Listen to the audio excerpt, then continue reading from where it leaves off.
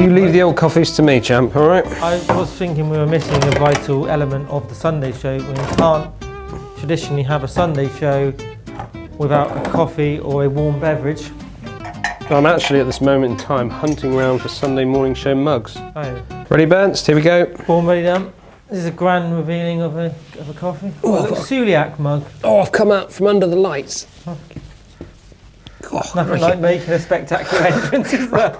Thanks. There we go. Lovely. I've got you a Sunday morning show mug, and I have gone for my celiac because I'm going to be heading off to France in not long, is it? a week's time, and I'm heading down to the celiac area. Oh, yeah. You're taking your mug with you? No. Why not take that? The mug stays in the office. Well, good morning, everybody, and welcome to a very special, I thought you were going to sit there, a very special Sunday morning show. Why is it special?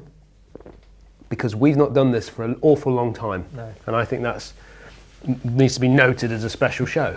Don't you? I thought it was because we were slightly special ourselves. Well, we are. But I just thought today that give the audience what they want, because they're always after a Sunday morning show. They've always asked for this. Give them what they want, but also take the opportunity. We don't sit down enough to chat like we used to. No.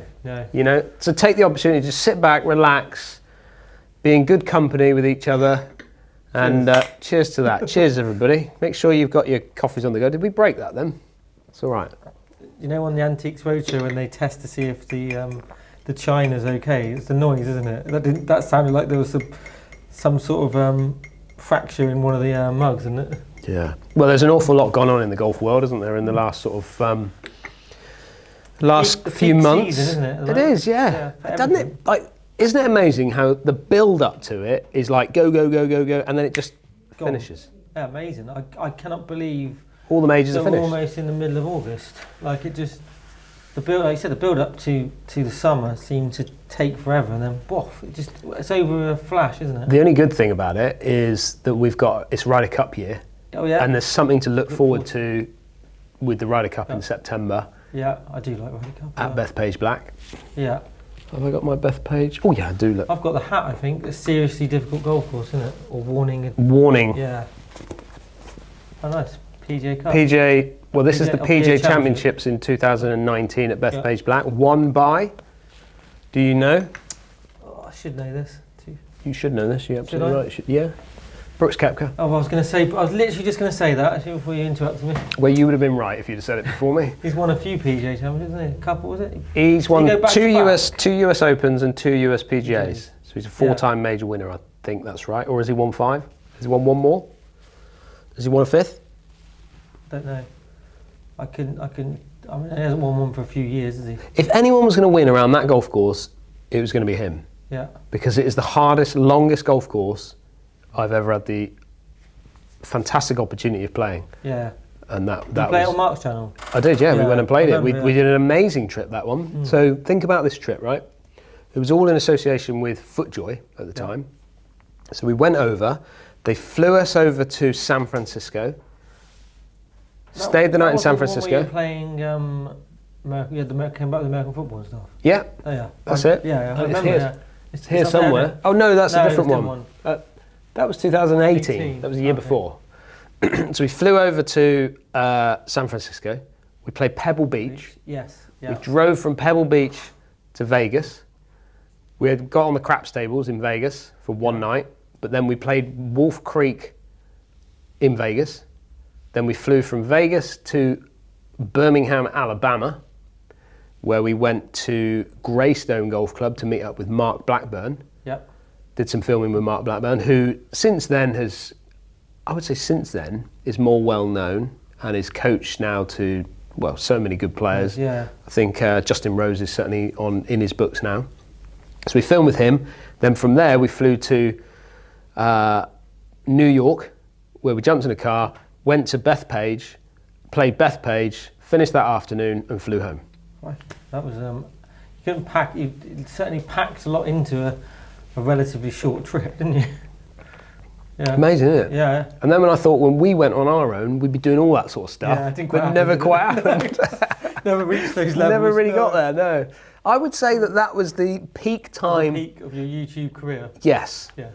that was the trip. But not your happiest times, I'd say. Not the happiest times, definitely not. No, but definitely from an experience point of view. Yeah. Wow, what an experience that was. Yeah. Yeah, pretty Good amazing. memories. But yeah, like I said, we've got Ryder Cup coming on at Bethpage Black. Yep.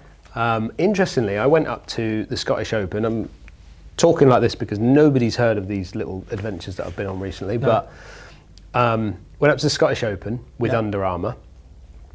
There was some... Week before the Open, that was, wasn't it? Week before the Open, the Scottish. Didn't actually go to the Scottish. No. So I was there, but just down the road from there. Yeah. But we went for a release of a new launch of some new stuff, which unfortunately got a little bit out of hand, and that stuff is now not being released with Under Armour, which is such a shame because it was a lovely lineup. However, I'm not going to get into the politics of that. But whilst I was there at this grand house that we were staying at, I turned up there and then I looked up at the top of the house and I saw a Ryder Cup flag. Yeah. And I'm like, why are we here at an Under Armour day, week, whatever, and there's a Ryder Cup flag on the top of the thing? So I actually got chatting with the owner of the house. It's a really old castle-y type house, one of those old school family houses. And I got chatting with him, and I got chatting with the manager of the whole place. He said, well, European Ryder Cup team are in today. Oh. I said, what? What? Well, he said, this evening, Luke Donald is turning up. He is bringing 20 of those players that are in the squad. Yeah. They're having dinner and a barbecue. So we're having a barbecue. They're having a barbecue round the corner. And they're going to have a get-together with the Ryder Cup team. And they're going to be at the same place that we're at. Crikey. And that's exactly what happened that evening. We had a barbecue. Did you see any of them or not? All of them. Did you? I went and had a picture with the Ryder Cup, which was sat there, and we had a little chipping green out in the garden, which was had a load of little holes there all set up, which are all Under Armour type things. Yeah. And Luke Donald, Victor Hovland, they all came out and started hitting some balls around the chipping green and started messing about. Yeah, cool. How cool was that? Did you get any footage or? No, not really. No. Not really, because it's a funny one, that, isn't it? Yeah. Because I think they've, think about this, right? They've taken all this time and effort to go and organise a get-together, basically a secret get-together. Rosie was there, Shane Larry was there, Tommy Fleet was there, Fitzpatrick was there. There were loads of them there. Rasmus Nygaard Pedersen was there from the Under Armour lot. They've made all this effort to create this secret meeting or catch up, and then there's Dan Hendriksen floating around with his camera and filming everybody and trying to interview everybody. I just didn't feel didn't feel like it was the right appropriate thing to do. So didn't get any footage of that, unfortunately. But it's amazing they have a meet up, and because you almost feel like they only come together on that particular week, maybe a few days before they meet up and then sort it all out. But the plan, I guess, it's such a global event now, and has it become more important over the last few years, winning the Ryder Cup? And I guess going from smaller venues like the Belfry, which will never ever hold the Ryder Cup again because it doesn't have the structure and everything needed to be able to host the Ryder Cup, into massive not proper, that's probably not the word, big venues that have got everything that you'd need to host that event. And so maybe in the past that didn't happen, but it's more of a thing to try and get a team atmosphere and trying to almost build up. And for some players, it's probably their highlight of their careers. Not only their year or their, I know it's biannually, isn't it? But their whole career, isn't it? Playing the Ryder Cup. Well, I think it has changed, and I think you're right. I think there was those times, and even you go back to our county days when we used to play county golf, you didn't have get-togethers. No. You'd just get together the day before the match and you'd have a practice round together and off you go. And I don't think the Ryder Cup was much different in the fact that they would have maybe a bit like the PGA Cup when I was out there with Paul, they'd go out there the week of, and then they'd all have these practice rounds leading up to it, and that would be kind of the get-together and the whole process, whereas now I think they like to. They're not coaching days. They're not like that. No. But they're like at least get together meals where they. I think what happened in this particular setup was trying that to make it to in a team, like Yeah, a team, aren't you? well- Rather than 12 individuals, 14, 15, however many with the extra people, captains and that. yeah. Just coming together and being very separate. Keep it, try and maintain and build relationships between players and staff, caddies, captains and that. And that's a perfect way to do it, isn't it? Because if you think about it, whether we understand it or not, there is still in the professional game at the top 20 players that are going to be more than likely getting into the Ryder Cup team. Yeah. There is a pecking order. Of course there is. Still a pecking order of comfort zone. So when Rory McIlroy walks into the room or Justin Rose walks into the room, there's going to be players within that room, and I would say that probably in the previous Ryder Cup, let's say Bob McIntyre might have been that player that would have been like, oh my God, am I a little bit out of my comfort zone? You've got a lot of here? egos there, you've got a lot of different personalities, and you've got people in different levels of their career, haven't you? So you're mixing, there's a lot going in that mixing bowl. Yeah. There's going, like you said, there's going to be people there that are not going to feel like they deserve to be there. There's going to be people there that possibly they're not going to, if say for example Rory's going to play all 5 matches unless he comes out on the first day and plays horrendous. You'd expect him to play all 5 games, but there's going to be other players that are only going to play maybe. I mean, in the past, people have just played singles, haven't they? They've just played a 4-ball and the singles. Yeah. So it's trying to get everything blended together, isn't it? And trying to, there's going to be people on that team that don't like each other. I'm sure. Or there's going to be people who have opinions of other people who they've not spent that amount of time with. Yeah. Who might, by having these sort of get-togethers, might think, hang on a minute, he's all right. I mean, how many people have you fought in your life, and people think the same at home? You thought, don't actually like that person. You've had a sort of preconception, and then when you've actually spent time with them, you think, actually, he's all right. Yeah. I actually quite like them. Yeah. I would say less than you, but definitely there's been a couple.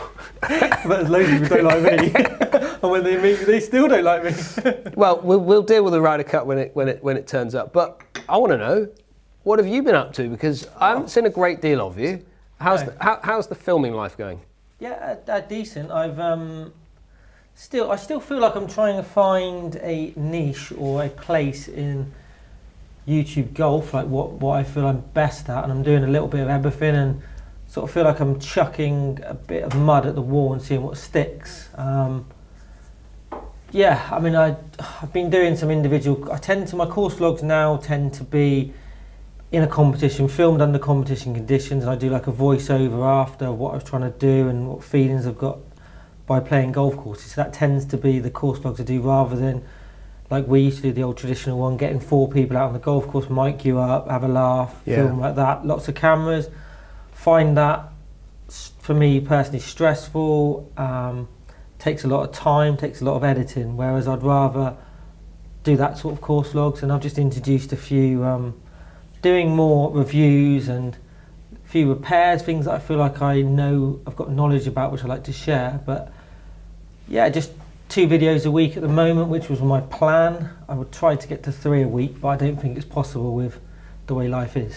So the interesting thing with the vlogging side of stuff is that financially it's just not overly worth it now, I think, to go and travel and Totally do the vlogs.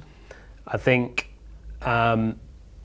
also getting together 3 other people and you, or even 1 extra to help film and things like that, a massive challenge. Yeah. Getting onto golf courses. They don't want you in the summer. Why would they want you in the summer? No, I get it.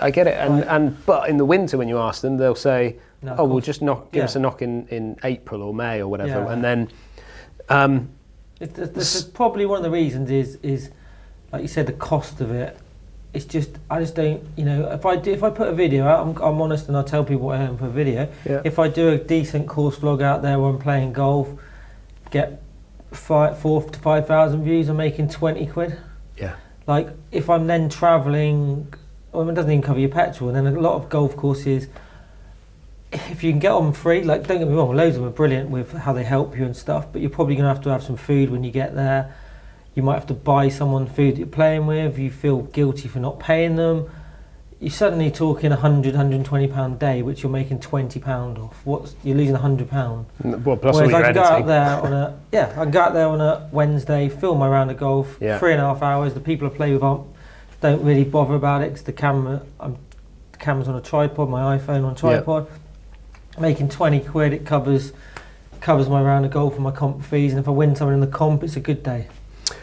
Well, and the other thing you talk about, like the talking about it over the top. At the end of the day, when you're out playing and you're trying to vlog and trying to talk and create a storyline to the whole thing, like that takes time, and it also takes you. So number one, you can't keep up with the pace of play if you start chatting to the camera.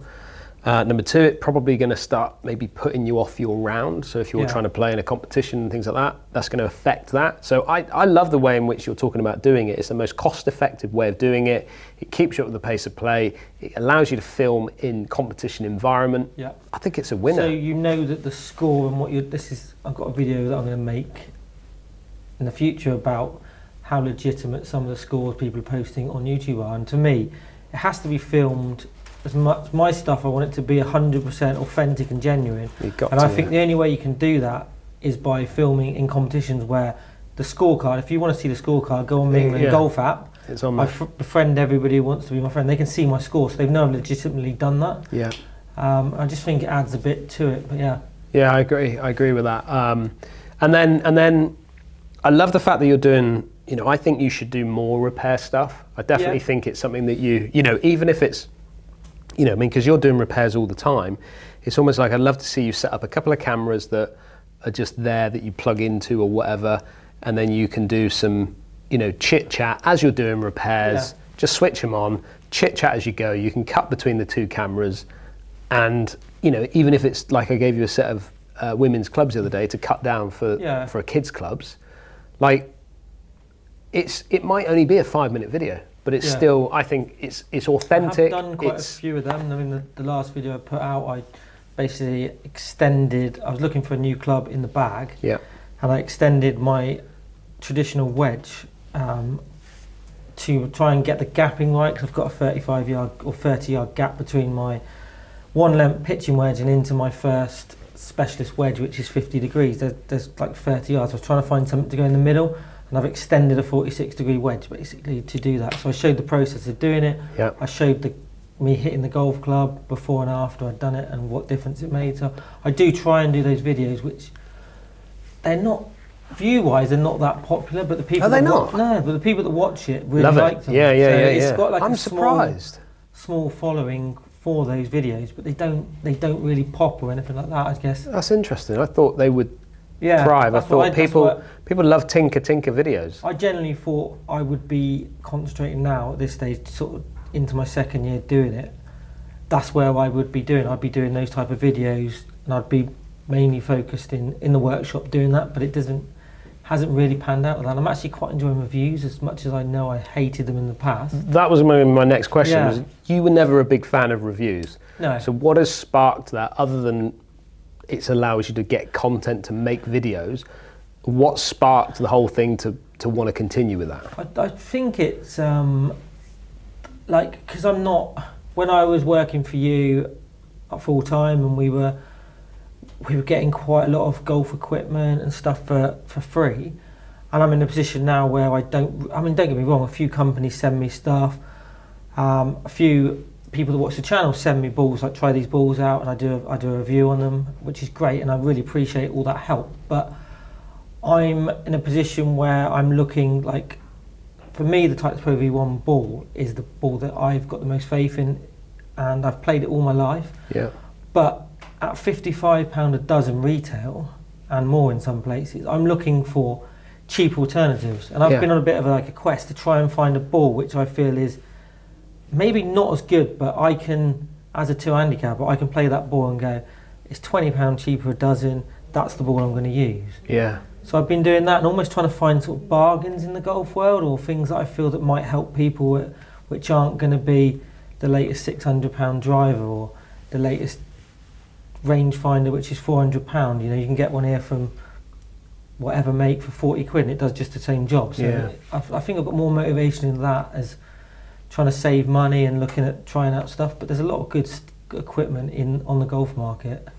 I don't think there's any no, bad stuff that's anymore. the problem. That's the only issue with doing reviews for me. Yeah. Like, as if something's rubbish, I'll tell people it's rubbish. Yeah, I don't care. But how often are you doing that? You're not able to do that. Everything that's being produced generally and the market is decent, and I can see the reason that you'd pay 50 quid for a rangefinder against a £300 one, but I can see why you'd pay 300 quid for one as well. Yeah. If that makes sense. So yeah. You enjoy reviews, don't you? You've been good at reviews. I like your reviews. I do enjoy review. I've always been, because of the fact that I feel like, I was chatting with Joe Ferguson about all this, and I feel like over the years of and this was always my journey with YouTube, was over the years, all I wanted to do was getting an opportunity to speak with people that build this stuff or make this stuff or design this stuff, and have the opportunity to ask them questions, get in the room with them. YouTube's allowed me to get in the room with them, basically. Yeah. So that's the best thing about what we do. Yeah. The opportunities that we would never have got. The doors that have opened. Yeah, if you were in a pro shop now, doing what we were doing, head pro, how much running the knowledge shop. have you picked up from doing this? Like, huge. I mean, if you went back into the environment of being a retailer, full-time retailer, how much more knowledge you'd have. And that's no disrespect to the average club pro, but the stuff which they wouldn't know because they wouldn't have asked those questions. It's unbelievable. It's not them not asking the questions, because when you get in the room, when they get their only access to the equipment is generally through the rep that they're dealing with. And to be fair, the rep that walks in, and this is not one particular company, this is all the companies, the rep that walks in, he is literally, he is basically reading you. And they're selling, aren't they? They're memorised. They're memorised what is being sold to them as what tech is and all this stuff and how it's going to help and whatever. But they're memorised that, and they're just regurgitating that information into the pro shop, into the pro, the assistant, whatever. If you ask them a question about the tech, which you must remember back when we were at Torquay, I'd be asking questions, and they'd be like, I'll get back to you on that. They never do. No. But they're like, I'll get back to you with that. Well, now with more probably people that they would have asked the question to. Correct. I'm now able to get in the room with the people that they would have had to ask the question to, and then I'm able to get a response from it. So I feel like because of the knowledge that I've gained over the years, and spending time with Mark Crossfield and doing all the things that we used to do with him, he was a very knowledgeable guy. But again, he was one of the early ones that got in the room with these people, wasn't afraid to ask a question. Question them as well. Exactly, to go, actually, that's not does true. this do this? No, I've not found this doing this, or yes, we found it's doing this. But so I love reviews in the fact that I'm more than happy to when I've done some recent ones lately where I did a Ping one, which I love Ping, you love Ping, everybody loves, really everybody loves Ping, they've got a massive cult following. But when you go from the i210, i230, i240 now, if you go back to the sales sheets and the chats that, Joe and I in the studio here, we've been looking through some of their marketing blurb, they've gone around in a circle. It is literally, the grooves were this, they've gone to this, now they've come back to this. The wording that they use is the same wording, but they've just said it differently. But it's the same buttery feel or soft feel or precision look or premium or tall player look, or whatever you want to call it. It's all the same rubbish. And I think that's what I'm not one to go out and antagonise the industry, but I do think that there's more, there's not much bad stuff out there, and I just enjoy questioning those big words that are being used. So yes, I love reviews, and I think it's good to hear that you're enjoying the reviews. I honestly didn't think I would ever do any review. I mean, I wrongly stating, and I'm the first one to hold my hands up. I make a lot of mistakes in life, and if I made a mistake, I said, look, I'm never doing reviews. I'm just going to do course vlogs. That's all I'm doing. And I do less course vlogs than anything else now, and I've changed my content. But you have to. I enjoy doing the reviews. I enjoy trying out some new stuff. It's not an aspect of when I was in the golf industry as a retailer. It wasn't something I was that, the rep would come around with, this is the latest Cobra driver. Okay, yeah, brilliant, looks nice. That was about it. I'd do the research to sell it, like read it off the sheet, like you said. But I wasn't one to go, oh my God, like, you know, some people are proper golf, I call them golf perverts, equipment perverts. They get excited by, oh my God, the new driver's so much better than last year. Well, I was never one of them, but I feel like, not that I'm getting to that level, but I'm enjoying it way more than I thought it would. The thing that I'm, and as you know, I've decluttered my garage. Yeah. And I've now put a little bench in my garage. Yeah. And because the reason I'm doing this is because I used to really enjoy my repairs in the pro shop when I was an assistant pro here. I learned an awful lot from a good friend of mine at Saunton who gave me this sort of insight into clubs and this and the other. I'm learning even more because I'm getting access to go and see tour vans and spend time on all the vans and see what they do to cut corners or move weight or whatever it is. Like, I'm really intrigued to it. So again, I want to bring that into my garage and create my own little tinker space. Yeah. It's fun, isn't it? It's fun, and I think that's where I think golf equipment's going to move to when it comes to reviews. Is right. If I take this club head, and I'm going to wreck it, because what I'm going to do is I'm going to open up a weight port and I'm going to get in there and I'm going to put a bit of weight in here. I'm going to add some weight here. What does that do differently? So I think it's review-wise going to be more experimental. Don't you think though that's a lot of the time what these designers are doing? Of course they are. Messing around. They're trying stuff and throwing a load of mud at a wall if it sticks. But yeah, I've looked at it as well, stuff like that. Like the smallest golf club or smallest putter you can have in the bag legally is 18 inches. I didn't even know that. No. So I only just found this out because there's a guy playing in the PGA of Canada Championship, so a decent level golfer, and he shot like 1 or 2 under par in the first round using his putter. It was reported that his putter was 18 inches. I found the quote where he said, actually my putter's 24 inches. Right. Still short. I'm going to make that putter and try and use it.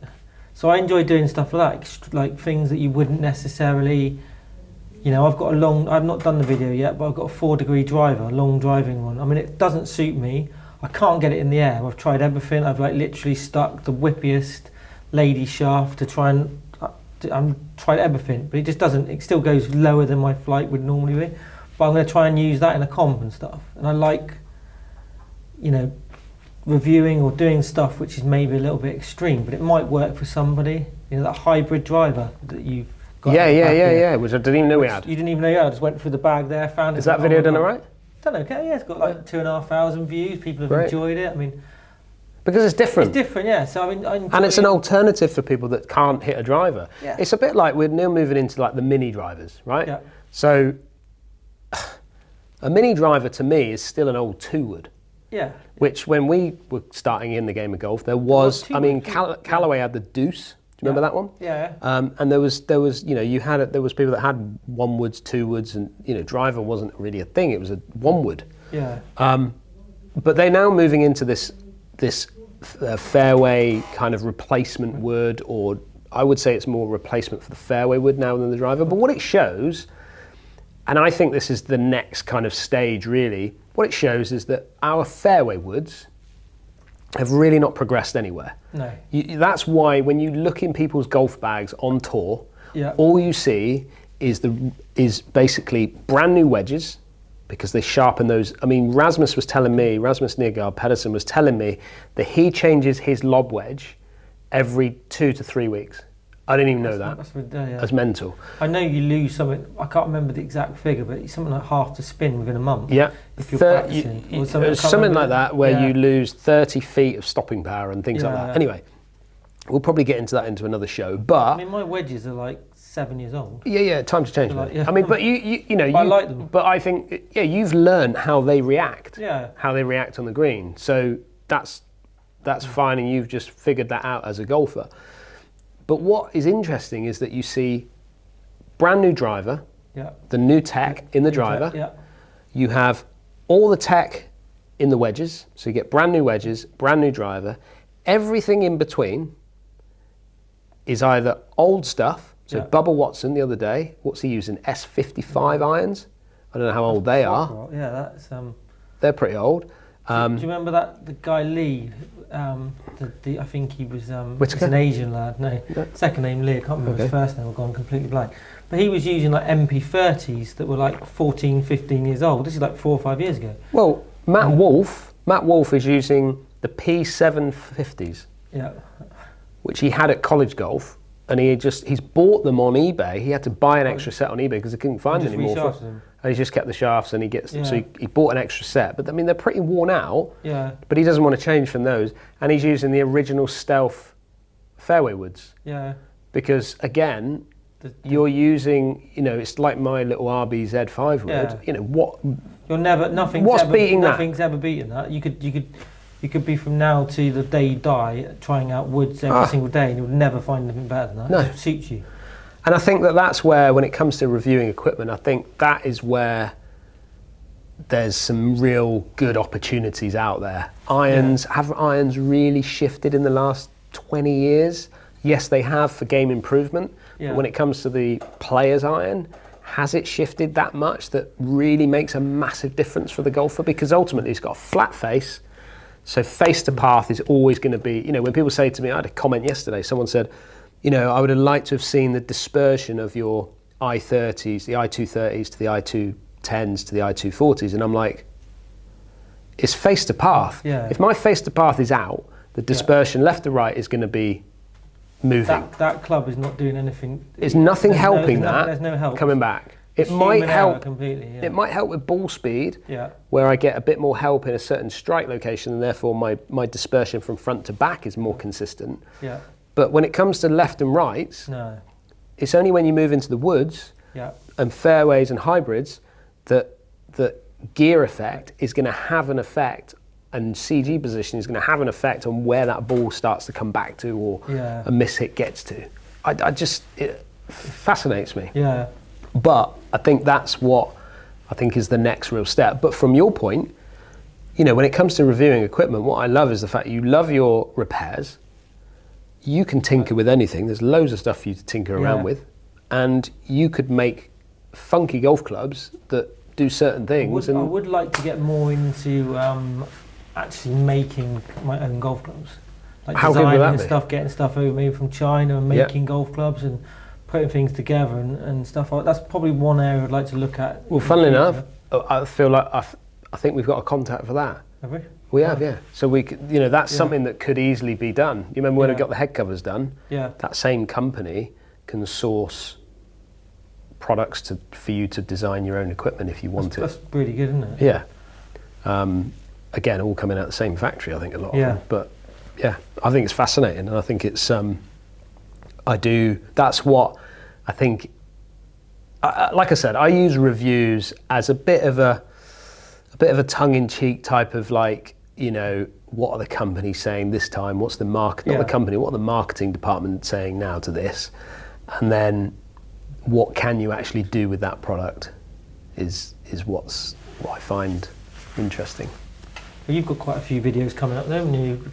Pushing a few more out on YouTube, I think. Well, I'm just trying to get ahead of the game. Yeah. Which is important. We always try to, but it's harder than it sounds, isn't it? Because you always have little things during the week that maybe get in the way of. I get a week up, like I'm a week ahead a couple of weeks ago. Yeah. I'm moving house in the next week or so I need to get content out. And now I'm sort of on. I've got Monday's video done, but I haven't got a Thursday video yet. So a couple of weeks ago I was ahead. And I get that with Sunday morning shows. Yeah. Sometimes if I'm, because when we used to do this all the time, it was easy. We were both in the office all the time. Yeah. It was easy to create this because it was only.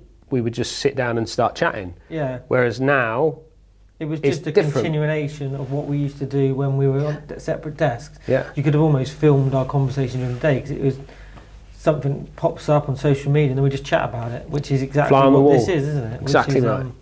Exactly right.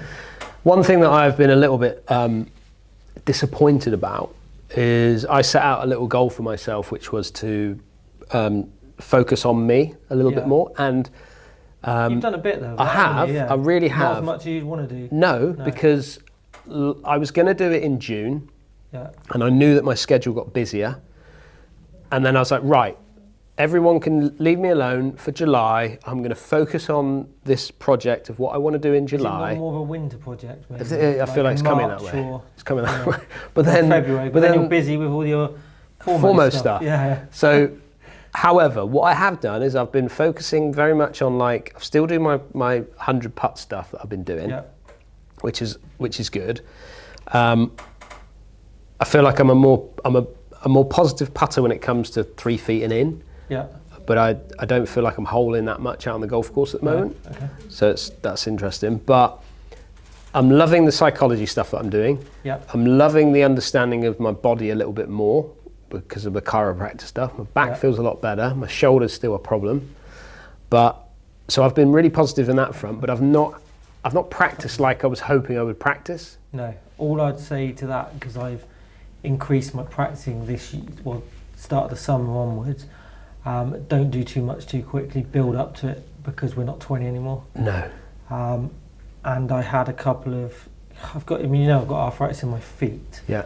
But I feel like it might be in my hands as well. And I did a couple of, when I first started, the first week, I did a couple of long practice sessions like I would used to. Yeah. And I was literally, my hands were, I couldn't play golf for you mean 4 actually days. like that? Oh my God, yeah, my Squeezing fingers. So I continue, the ground's hard, bang, bang, bang, bang, hitting balls. Yeah. And I was like in my wrist, like literally in places where I didn't think I could ache. Yeah. And so I've just gradually, I started with like 45 minutes hitting balls, but probably only 30 minutes of actually hitting full shots. And I'm gradually up to about an hour now. So there's an experiment for you. So I'd be really interested to know, I would be really interested to know what it feels like. Let's say and I've probably got a couple here, but let's say it was a graphite shaft, so a softer shaft, and a sole with a little bit more bounce on it. How would your practice session feel after that? I like that. Do you know what I mean? So there's a video idea, which is like, I'm going to hit, I'm going to spend 2 hours hitting balls this day. How do I feel the next day? I'm going to hit 2 hours with this club this day. How do I feel after that? I'd be interested to see. It's even the same when you. What's that like? It's even the same when you play golf, isn't it? You get, like I've got. When I was using. Been wrong, have we? We've been wrong. Girlfriend. Right. When off. Yeah, off gone. Like when you're playing on a golf comp, like I've always used like extra stiff shafts in everything, but I felt during the end of the round, the last 4 or 5 holes, I wasn't swinging it as quick as I was. Yeah. Maybe after 4 or 5 holes when you're fully warmed up, so that I felt like the last few swings I was swinging it at less speed. Yeah. And not a struggle, but just by going slightly weaker shafts, how that made quite a difference. Yeah. But yeah, you just got to accept we're getting older and change things. We are. But what is a positive, and only you can see that because the audience won't be able to see that, is I've got a little callus on my hand. I've not had a callus. A blister on my finger. Have you? Yeah. But I got a callus on my left hand from hitting golf balls, which. That's good. And I got one on my little finger as well. So I'm actually quite. There's some positive moves. Did you ever used to like moisturise your hands so much because they used to crack and stuff? I know you used to struggle with that. I used to struggle all the time. I used to have big calluses across my hands from practicing. So I know that I've hit some balls with the fact that I've got 2 little calluses on my left hand. So I'm quite proud of myself from that side of things. But yeah, I'm a little bit gutted that I've not managed to get what I wanted to get done from that. I've not shared the story quite as much as I would like. And the reason for that is because I just haven't had time to do it. Again, jobs come in, travel got involved. Yeah. And now I'm going on holiday for a couple of weeks, which I'm so looking forward to doing that. But just been. I've been using a new golf ball. Oh, have you? Yeah. TP5, mix between TP5 and TP5X by TaylorMade. Oh, nice. With the stripe on it, which I find so cool for putting now. See, you're the opposite, aren't you? I've gone literally no line on the ball. No line. No, I saw some stats that inside 5 foot the line people putt better, but outside 5 foot no line. Don't do anything. So I don't line anything now. Even inside 5 feet? Nothing. No line. Even though that would be better. Yeah, I find I make a better, more positive stroke without a line. Without it. Yeah. Weird, but yeah. Each their own, isn't it? Yeah. Try anything. Try anything. See if it works. I did think the old stripe would be a problem for me when I was just hitting normal shots. No.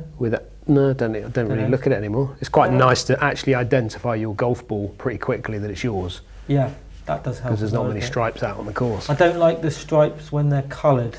No, these are black stripes. Stripe, but the lad I play with on a Wednesday uses a coloured ball. Yeah. And I'm like, you can just see it, and then when it goes into the sky, you don't see it. You're like, I never saw it. No. And he's not got the best eyes either, and he's like, do you see that? I'm like, no. But just sorry to interrupt you again. I feel like I've interrupted you a lot No, today. that's good. I like it. I just felt like I should need to pop a little plug in, Yeah. which is the shop, DHG merch, Yeah. Sunday Morning Show merch. It's all good stuff. I've got a all couple good of head stuff. covers and Yeah, had towels in the past, and obviously the club scrubber. yeah. But yeah, it's good stuff. I'm going to do a little code. What? Let's call the code. What do you want it to be? You call the code. I'm going to do a little. I'm going to do a little bundle. Your little bundle, I like that. Like that. I'm going to do a little bundle in the shop about now for about. I'm going to do it for the rest of until I get back off holiday. You got a couple of. You got 3 weeks basically to buy the bundle. Therefore, if I'm away on holiday, it means that I can't send it out straight away. So it's the only snag. Always a snag. You didn't think of that, did you? No, I didn't think of that. No. But so what about we'll SMS? Sunday morning show? SMS, so Sunday Morning Show. What are you doing? You're not doing discount, are you? Doing a bundle? Well, there'll be a discount in the bundle. Okay. So SMS, what year is it? SMS 25. There you go. SMS 25. And all will be revealed of how much, what percentage I'm going to give you off. Okay? Not 25%. No, that's the year. That was the year. That's okay. the year. All right, I just got to SMS 25. Go and get your bundle. Question Yeah. for you. Are you happy with the major winners for this year? Yeah, Rory McIlroy think winning the Masters. So. I was, as much as I enjoyed the Open, because we didn't go, I felt a little bit, because we'd been to the last 3, I guess Yeah. I didn't have the same emotional attachment to this Open, and then with obviously Scotty, Scheffler, I mean, it's in one way it's really impressive how he dominates, almost leads from start to finish, and once he sort of, other than that bunker, start of the back 9, end of the front 9 of the final round, I can't remember what hole it is because I've gone blank, but left it in the bunker. And Yeah, it was about 7 or 8. 7 or 8, yeah. Eighth. Other than that small blemish, I just didn't think anyone was going to catch him, and it almost made the back 9 almost like he just walked it. So Yeah. it'd have been a great tournament if he wasn't in it. As stupid as that sounds, and it's good that it's amazing that someone can dominate an event like he has done and dominate certain tournaments. So that to me just they didn't get the finish that I'd have liked in an Open Championship because he was so dominant. Yeah. What club? Masters was great with Rory winning, wasn't it? Yeah. I love that. Just I'm not a Rory fan, never have been. Nothing against him. I've never met the guy. He's probably a really nice bloke. I respect him as a golfer, but I was just glad I just had enough of that. He's never won the Grand Slam. He can't win the Masters. He's never going to win the Masters. And now it's done, dusted. That's the end of that story. And I like the fact that's nicely tied up. Yeah. What club won all 4 majors this year? Well, Rory's tailor-made, isn't he? We're tailor-made something. Well, Scotty Scheffler's tailor-made, and Rory's that's what I mean, tailor-made. yeah, so it must be the driver, I guess. No? Okay, is your final? That's your final answer? I'm trying to think. Do you need to phone a friend? No. What club? So one particular club. Do you go 50-50 here? It wouldn't be. It's not a putter. No, I don't know. Go on. The QI10 3-wood. Oh, okay. You had quite good success with one Still of got them. it. Yeah. Still got it. The only yeah. snag to it is I got 15 degree and it kind of the 5-wood gets a bit close to it, Yeah. which is why it's not in the bag. But it launches superbly. Yeah. It is, I would say, even though I don't use it, I would say it's definitely the best 3-wood on the market, which is why you see it in so many players' bags. Yeah. It's a high launching, great spin. It's just a great club. Quick. QI10. Everyone write it down. QI10. Discount code. Not 15 available. degree 3-wood. There you That's go. the one, is it? That's the winner. tip of the day. That's it. Well, I think that's it, Bernie. What a great Sunday show. What a nice little catch up that's been. Well, we can't say it's a great one. It's up to them to Well, put they in the have comments to. whether Yeah. they And enjoyed it and whether it was a great one. If we don't get 2,000 likes, then then we'll know that it wasn't the best one. And that's the end of them. And that's the end Last of those ever again. one. Last one. However, next week I want you on again because I've got a little challenge for us. So You have to speak to my manager. I will do. I'll speak to your manager. I'll get it organised. It's was just phoning me earlier. another thing that I've got to do. But we'll get it sorted, and Perfect. we've got a Look little forward to it. challenge. So thank you very much for watching, everybody. Don't forget to subscribe and check that you're subscribed because that's very important. Go and check out Bernie's channel as well if you're not subscribed to that one. And we will see you again on next week's Sunday morning show.